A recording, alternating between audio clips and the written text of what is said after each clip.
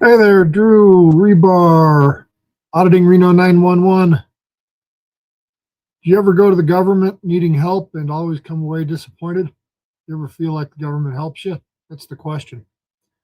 I don't. I think the government tries to harm me personally. I'm going to talk a little bit about that tonight. So, in the background, let me see if I can. There we go. That's Mr. David Gravel. He is now retired, but he was a supervising investigator for the Nevada Transportation Authority. And the gal right behind me here, that's Ms. Julie Butler. She is the ex-director of the Nevada DMV, and she is a candidate against me for Nevada Assembly, so she's running for the Assembly. And then let me move over here a little bit. That man right there, well, that's Nevada Chief of Police J.D. Decker. And I'm saying they're all committing crimes. And I'm going to show you tonight where. And I'm going to show you tonight how it cost a man named Steve Barnes. Good God, I'll have to ask Steve. I would guess in the hundreds of thousands of dollars is what they've cost this one man's business and cost him personally. And I've shared some of that here. But Steve sent over some information the other day that proves exactly why he's innocent of the charges that the Nevada Transportation Authority put against him when they gave him citations, impounded his car. Eventually, his cars was sold off at an auction, as I understand it. So he owes, say, roughly $10,000 in fines to the government, and he lost his cars for his business. That's a messed up thing. And so anyways, let me share the email here with you. And this is an email from a man named David Gravel. So again, just put a face to David. There's David right there. That's Mr. David Gravel. But what you're seeing in this email is a bunch of legal mumbo jumbo.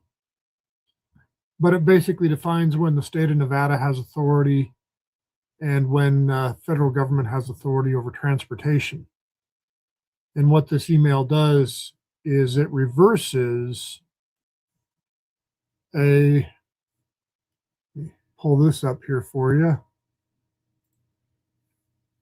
If I can go find it. There it is. It reverses a federal court decision called Brown Crew Car Case. And basically what it's about was when something is called intrastate transportation, meaning it happens within whatever state that you're operating in, only the state has authority. Or you've got interstate, where federal authority reigns supreme.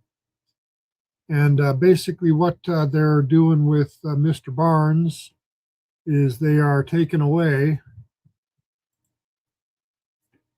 his constitutional rights of no due process. Federal judge said that what he is doing is legal. And then and that happened in 2009.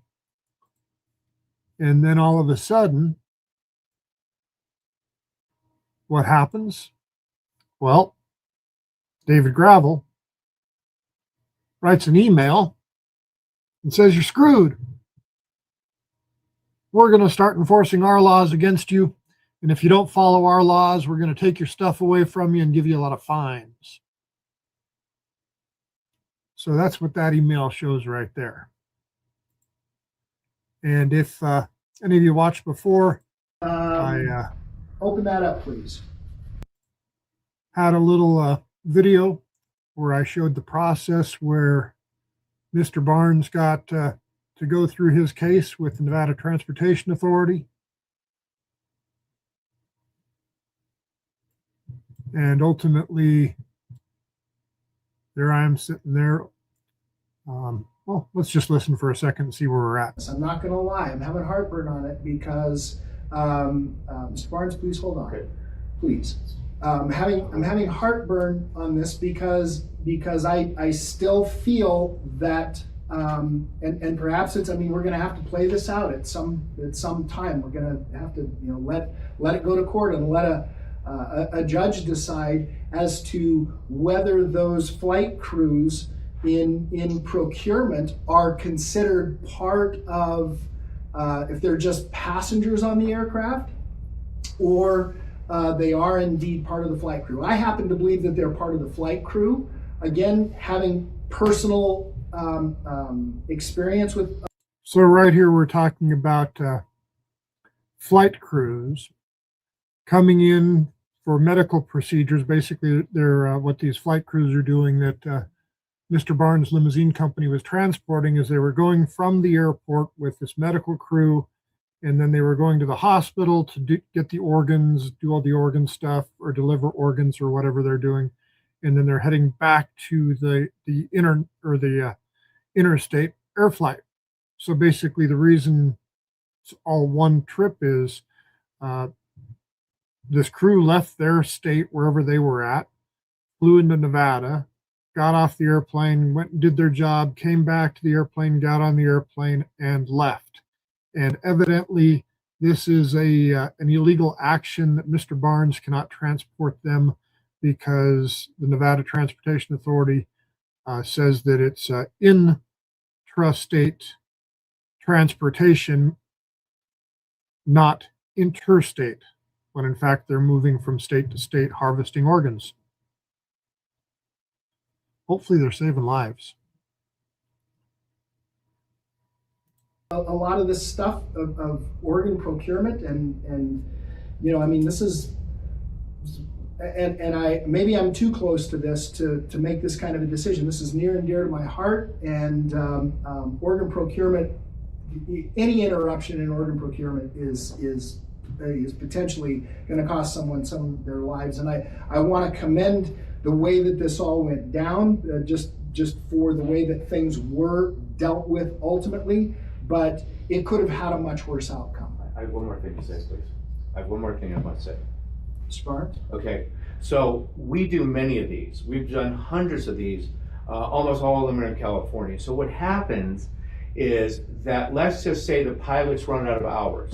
Let's just say, Chairman, I'm sorry again. Mr. Barnes said we do hundreds of these. It's not on the agenda. Okay, the only one. All right, I want to give you some context. Case. I just want to give you some context. Mr. Barnes, she is correct. Okay, here's the thing.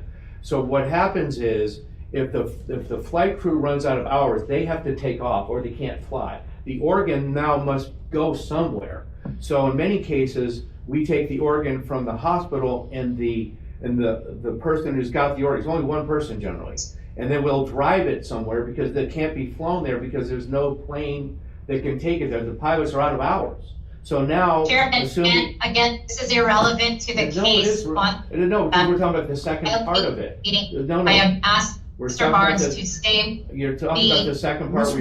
Miss Wilburn. I just want to finish. Miss Wilburn, just hold on for a second. I'm gonna let him just go ahead and complete his thought. I just want to. So when this organ comes out, there could be complications.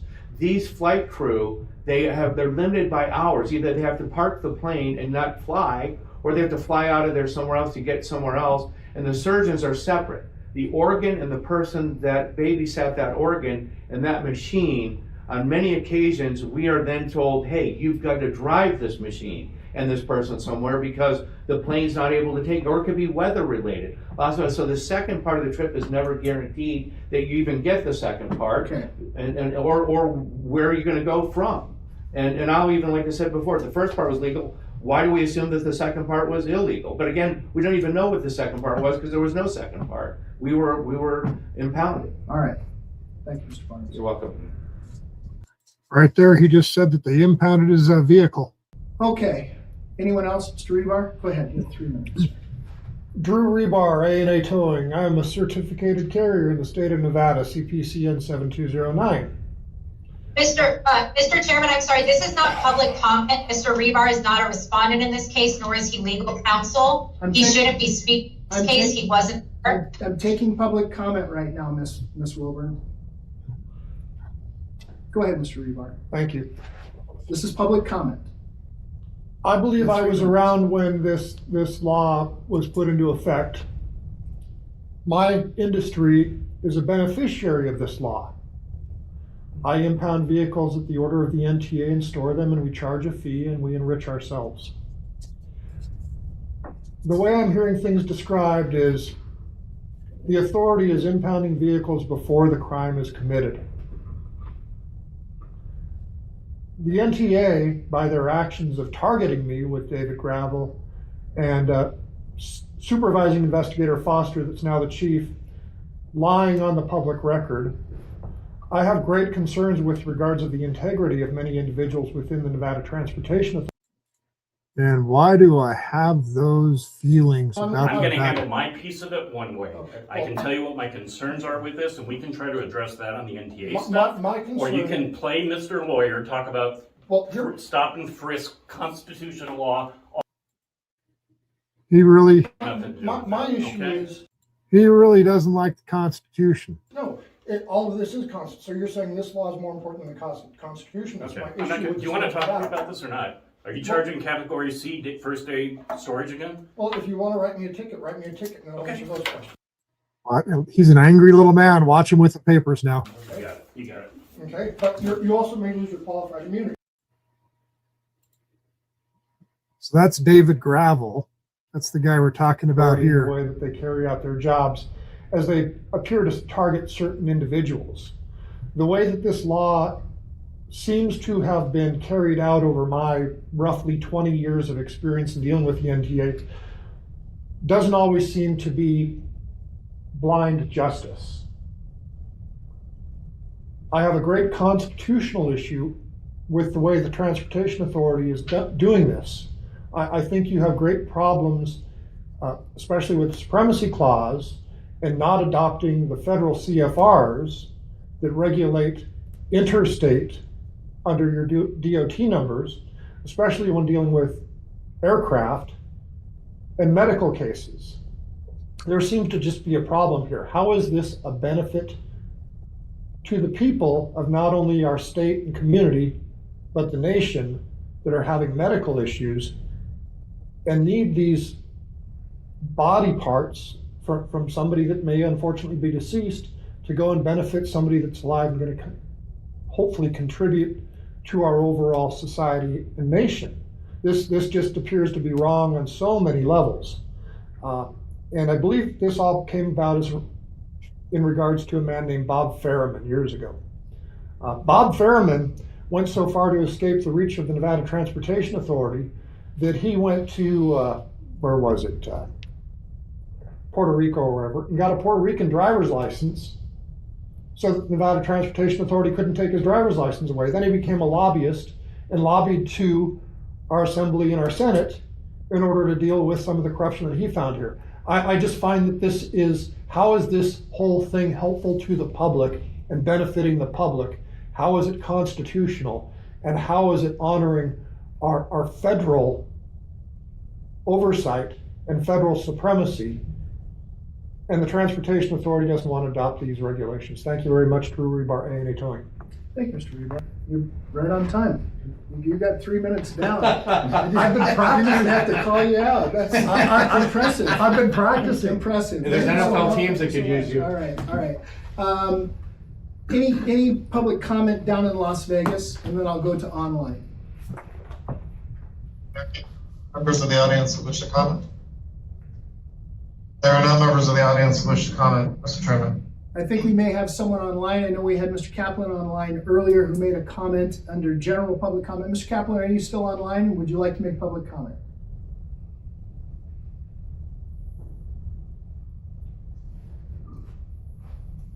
Raised. Hearing no hands raised, Mr. Chairman. Okay, very good. I'll close public comment. I'm going to bring it back to the board. For one last, Mr. Ferendorf, your closing statements. I believe everything's been said. I don't have anything. Okay, thank you so much. Mr. Zoka, any closing statements? At this point, Mr. Chairman, I believe I've said everything on behalf of my client that I have to say. Thank you. Okay, thank you so much. Let's go to a motion. I'm looking for a motion either to approve item number 24 or to deny it. Chair, I'll make the motion to approve item number 24. Do I have a second? Second. I have a motion by Commissioner Teddy, second by Commissioner Gibbons. All those in favor, please signify by saying aye. Aye. Those nay, Hartung is a nay. Motion carries 2-1. Guilty. So, yeah, let's think about this here for a second. Let's think about this. So here's the email where the supervising investigator at the Nevada Transportation Authority changed the law that the judge already ruled on back in 2009. Now, this is a problem in multiple ways. See, the same David Gravel is the same David Gravel that was writing emails about me. And David Gravel says, I say cite them for whatever we can. He didn't know what he was investigating with me. He just was going to come get me. So that's the same guy that changed the law that caused Mr. Barnes to get a citation that's harmed his business by hundreds of thousands of dollars. That's what David Gravel did. Now I got these other two up here. Why do I got these other two up here? Well, these other two, if you watch some of my other videos, they, this guy right here made it so when you buy certain cars, instead of getting a real title, you get a salvage title. Why did he do that? According to his documentation, he did it to prevent profit. That's J.D. Decker at the DMV. And he did that while he was conspiring with this woman, Julie Butler, who is the director of the DMV, because they didn't want people to make money selling cars. So they changed the rules. Now, you see, I got a lot of documentation. I won't keep boring you with it, other than I do have it. So all the stuff I'm saying is, well, sue me if I'm wrong. So this is what the government does. They come in, they decide they don't like you, they change the laws on you without going through the legislative process. And why is that important? Well, because we've got a constitution. But basically, we've got all these little bureaucratic bullshit people that are just trying to screw other people. And that's part of the problem with our system. So, Mr. Gravel, Ms. Butler, and Mr. Decker. There's three of you. Well, two of you used to work for the state. You got to be retired now on the taxpayer dime after you violated the taxpayers for, 20 or 30 years, at least each of you. So what is that, 40 to 60 years of screwing taxpayers y'all did? And J.D. Decker, you're still working for the government, so you're still collecting that tax money, and you're going to get that sweet retirement program, aren't you? Oh, let me look at some of your comments here.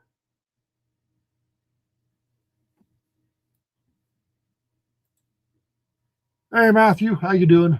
So Matthew says, elected and appointed lifetime criminals, the main problem is unless Americans affected directly, they allow representatives and bureaucrats to run their lives while lobbyists and corporations fill seats where citizens once Sat.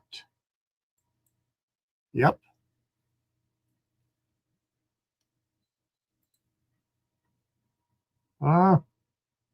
Probably. Probably. What's the punishment for treason? Like to see somebody convicted of it. I think a lot of it's happening. Stealing our money, taking our freedom, screwing the public, not serving the public. Anyways, I wanted to point out tonight that I just got that new information, that email about David Gravel changing the rules, and the video that I'd done before where take these glasses off.